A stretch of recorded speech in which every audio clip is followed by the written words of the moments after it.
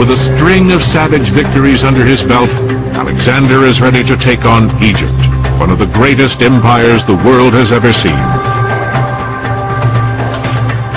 The Egyptian pharaohs were seen as living gods and built massive pyramids, temples, and monuments as testaments to their glory.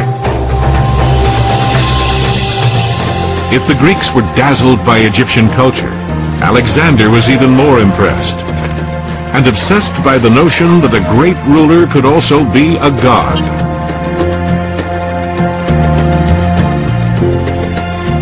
After 2 years of warfare, Alexander marches inland to Memphis. The Egyptians are eager to see their Persian rulers defeated. They surrender without a fight and welcome Alexander with open arms. Under his rule, Egypt's religious and cultural practices are still allowed. In return, the Egyptian priests give Alexander the title of Pharaoh. It marks a profound turning point. For it is here that Alexander began to believe he was truly a living god.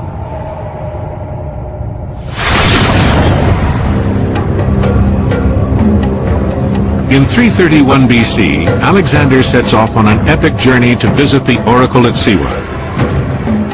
He is seeking proof of his divine existence. It was about 300 miles. The approach to Siwa would have been on a plateau, relatively flat land, but sand dunes all around. The oracle was a well-known destination. There would have been a path, but the path could easily become obscured. You would have a situation where you would have searing heat during the day, incredible cold at night. A sandstorm could come up very quickly where you couldn't see your hand in front of your face.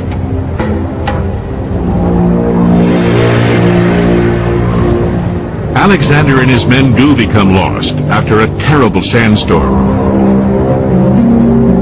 But legend has it that 2 birds saved them by guiding the group to their destination, the extraordinary oasis of Siwa and the temple of Zeus Ammon.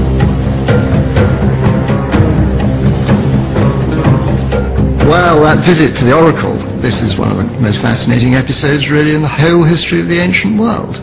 I think the question is, had Alexander in some way already masterminded a bit of a publicity exercise that he was the son of Zeus?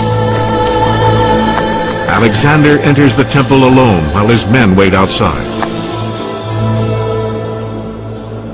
Here we have Alexander. He's a young man in his early 20s. He's already accomplished incredible things. And yet, he's in a place where suddenly he's being treated, at least by the native Egyptians, as a god on earth. And you have to ask yourself, what is he thinking? I mean, he's certainly a long way from Macedonia at this point.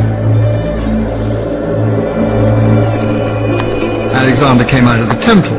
They all rushed forward and said, "Alexander, Alexander, what did you ask?" And he said, "I'm not saying that." He said, "But we heard him call you the son of Zeus." He said, "All right, you can go with that story if you want."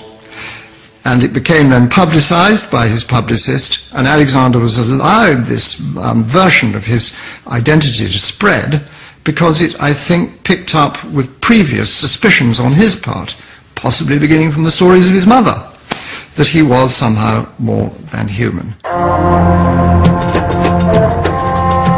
From then on, Alexander's loyal scribe Callisthenes would call his master a god on earth. And the Egyptians would reaffirm that notion, depicting his image on some of the most sacred temple walls.